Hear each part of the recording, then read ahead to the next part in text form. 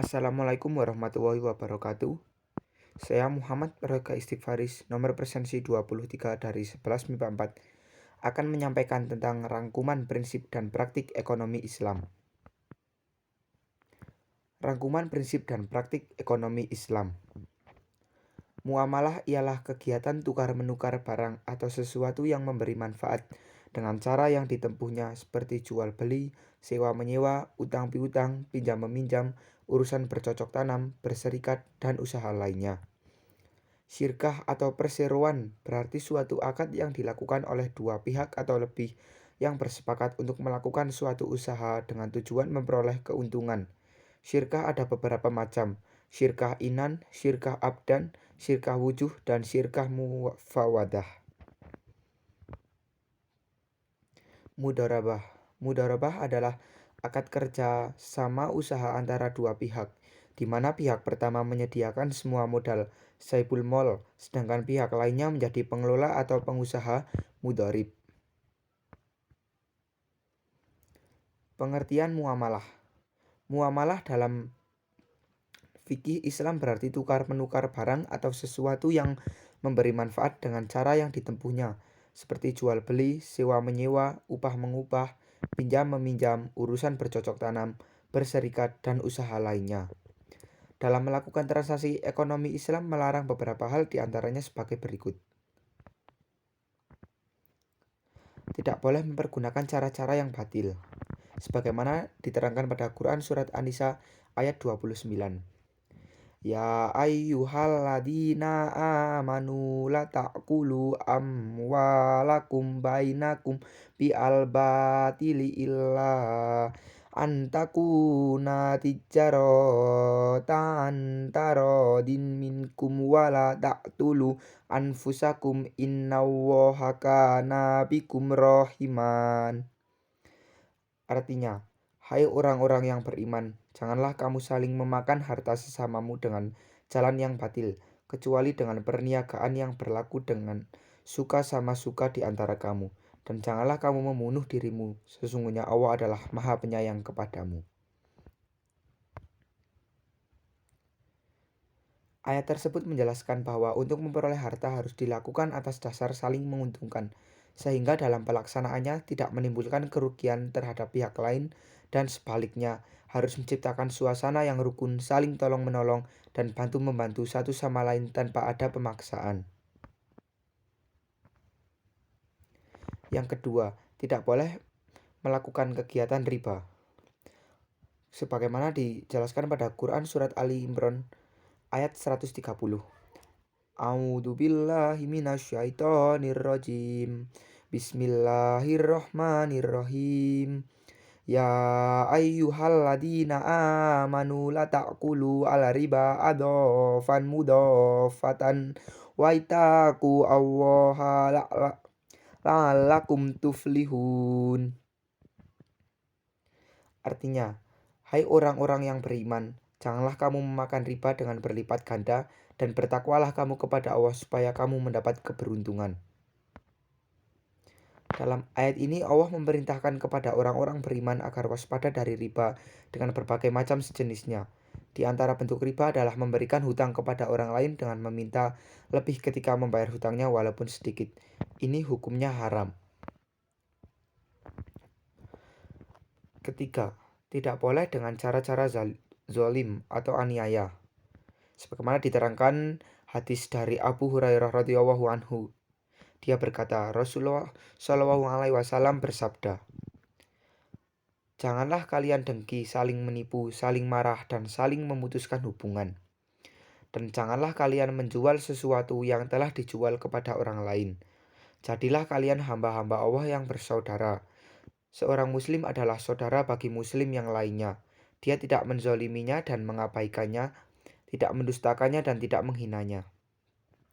Takwa itu di sini seraya menunjuk dadanya sebanyak 3 kali.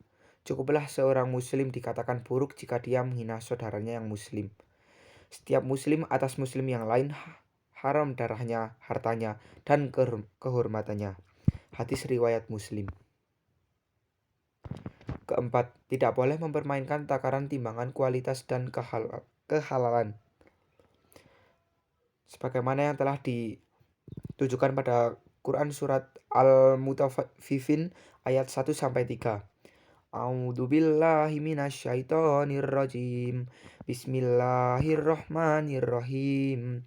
Wailul lil mutaffifin alladzina idza talu 'alan nasi yastawfun wa idza kaluhum aw wazanuhum yuhsirun. Artinya, kecelakaan besarlah bagi orang-orang yang curang, yaitu orang-orang yang apabila menerima takaran dari orang lain mereka meminta dipenuhi, dan apabila mereka menakar atau menimbang untuk orang lain mereka mengurangi. Kelima, tidak boleh dengan cara-cara spekulasi atau berjudi. Abu Hurairah berkata, Nabi melarang jual beli, horor atau spekulasi.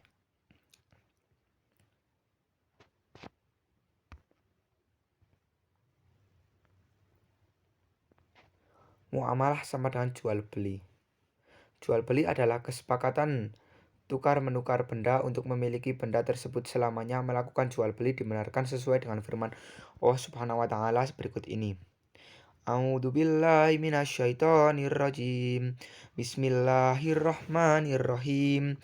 Wa ahallallahul bai'a wa haramar riba. Artinya, dan Allah telah menghalalkan jual beli dan mengharamkan riba. Quran surat Al-Baqarah ayat 275. Adapun syarat-syarat dalam Islam pada jual beli adalah sebagai berikut. Penjual dan pembelinya haruslah A. balik, B. berakal sehat, C. atas kehendak sendiri. Uang dan barang haruslah A. halal dan suci, bermanfaat, keadaan barang dapat diserah terimakan, keadaan barang diketahui oleh penjual dan pembeli, dan milik diri sendiri. Ijab kabul seperti pernyataan penjual, saya jual barang ini dan harga sekian. Pembeli menjawab, baiklah saya beli. Muamalah berikutnya adalah khiyar. Khiyar adalah bebas memutuskan antara meneruskan jual beli atau membatalkannya. Islam memperbolehkan melakukan khiyar karena jual beli haruslah berdasarkan suka sama suka tanpa ada unsur paksaan sedikit pun. Macam-macam khiyar antara lain, khiyar majelis adalah selama penjualan dan pembeli masih berada di tempat berlangsungnya transaksi atau tawar-menawar, keduanya berhak memutuskan meneruskan atau membatalkan jual beli. Khiyar syarat adalah khiyar yang dijadikan syarat dalam jual beli. Misalnya penjual mengatakan saya jual barang ini dan harga sekian dengan syarat khiyar 3 hari. Ketiga, khiyar aibi atau cacat adalah pembeli boleh mengembalikan barang yang dibelinya jika terdapat cacat yang dapat mengurangi kualitas atau nilai barang tersebut, namun hendaknya dilakukan sesegera mungkin. Muamalah yang ketiga adalah riba. Riba adalah bunga uang atau nilai lebih atas penukaran barang dalam syariat Islam. Hukumnya haram. Guna menghindari riba apabila mengadakan jual beli barang sejenisnya seperti emas dengan emas atau perak dengan perak ditetapkan syarat A. sama timbangan ukurannya, atau B. dilakukan serah terima saat itu juga, dan C. secara tunai. Apabila tidak sama jenisnya seperti emas dan perak boleh berbeda takarannya, namun tetap harus secara tunai dan diserah terimakan saat itu juga, kecuali barang yang berlainan jenis dengan perbedaan seperti perak dan beras. Dapat berlaku ketentuan jual beli sebagaimana barang-barang yang lain. Macam-macam riba antara lain sebagai berikut. Riba fadli adalah pertukaran barang sejenis yang tidak sama timbangannya. Yang kedua, riba kordi adalah pinjam dengan syarat harus memberi kelebihan saat mengembalikannya. Ketiga, riba yadi adalah akad jual beli barang sejenis dan sama timbangannya, namun penjual dan pembeli berpisah sebelum melakukan serah terima. Keempat, riba nasiyah adalah akad jual beli dan penyerahan barang beberapa waktu kemudian. Muamalah yang berikutnya adalah utang piutang. Utang piutang adalah menyerahkan harta dan benda kepada seseorang dengan catatan akan dikembalikan pada waktu kemudian. Rukun utang piutang ada 3, yaitu yang berpiutang dan yang berutang, ada harta atau barang, dan lafal kesepakatan. Apabila orang membayar utangnya dengan memberikan kelebihan atas kemauannya sendiri, tanpa perjanjian sebelumnya, kelebihan tersebut halal bagi yang berpiutang. Bila orang yang berpiutang meminta tambahan pengembalian dari orang yang melunasi hutang dan telah disepakati bersama sebelumnya, hukumnya tidak boleh. Muamalah yang berikutnya, sewa menyewa. Sewa menyewa dalam fikih Islam disebut ijarah. Artinya imbalan yang harus diterima oleh seseorang atas jasa yang diberikannya. Syarat dan rukun sewa menyewa antara lain, yang menyewakan dan yang menyewa haruslah tetap balik dan berakal sehat. Sewa menyewa dilangsungkan atas kemauan masing-masing. Barang tersebut menjadi hak sepenuhnya orang yang menyewakan atau walinya. Ditentukan barangnya serta keadaan dan sifat-sifatnya. Manfaat yang akan diambil dari barang tersebut harus diketahui secara jelas oleh kedua belah pihak. Beberapa lama memanfaatkan barang tersebut harus disebutkan dengan jelas. Harga sewa dan cara pembayarannya juga harus ditentukan dengan jelas serta disepakati bersama. Dalam hal sewa menyewa atau kontrak tenaga kerja haruslah diketahui secara jelas dan disepakati bersama sebelumnya hal-hal berikut. Jenis pekerjaan dan jam kerjanya, beberapa lama masa kerja, berapa gaji dan bagaimana sistem pembayarannya, tunjangan-tunjangan seperti transport, kesehatan, dan lain-lain kalau ada. Muamalah yang selanjutnya adalah syirkah. Menurut istilah, syirkah adalah suatu akad yang dilakukan oleh dua pihak atau lebih yang bersepakat untuk melakukan suatu usaha dengan tujuan memperoleh keuntungan. Rukun dan syarat syirkah antara lain dua belah pihak yang berakad atau akidani. Objek akad yang disebut juga ma'qud alaihi mencakup pekerjaan atau modal. Akad atau yang disebut juga dengan istilah sigat. Adapun syarat sah akad harus berupa tasarruf, yaitu adanya aktivitas pengelolaan.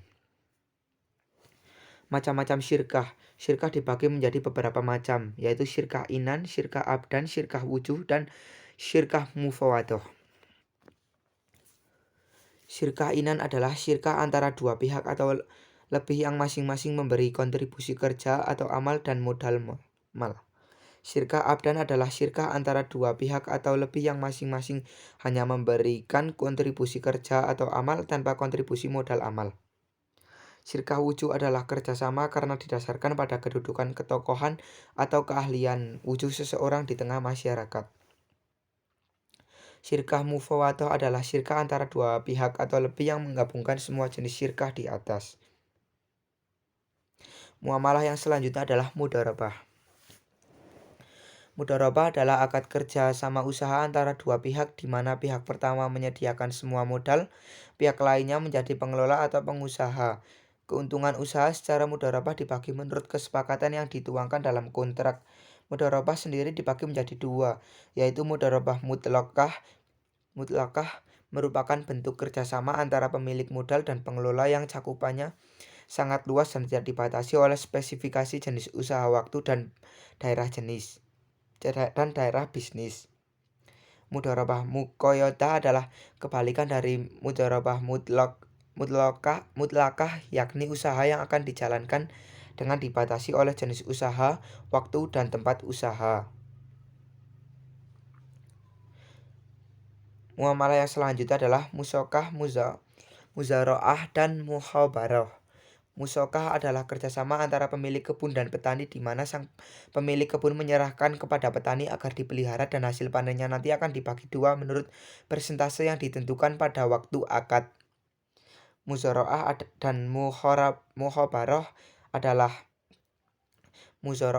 kerjasama dalam bidang pertanian antara pemilik lahan dan petani penggarap di mana benih tanamannya berasal dari petani, sementara muhabarah ialah kerjasama dalam bidang pertanian antara pemilik lahan dan petani penggarap di mana benih tanamannya berasal dari pemilik lahan. Muamalah yang selanjutnya adalah perbankan. Bank adalah sebuah lembaga keuangan yang bergerak dalam menghimpun dana masyarakat dan disalurkannya kembali dengan menggunakan sistem bunga. Bank dilihat dari segi penerapan bunganya dapat dikelompokkan menjadi dua, yaitu seperti berikut. Bank konvensional ialah bank yang fungsi utamanya menghimpun dana untuk disalurkan kepada yang memerlukan, baik perorangan maupun badan usaha guna mengembangkan usahanya dengan menggunakan sistem bunga. Bank Islam atau bank syariah ialah bank yang menjalankan operasinya menurut syariat Islam.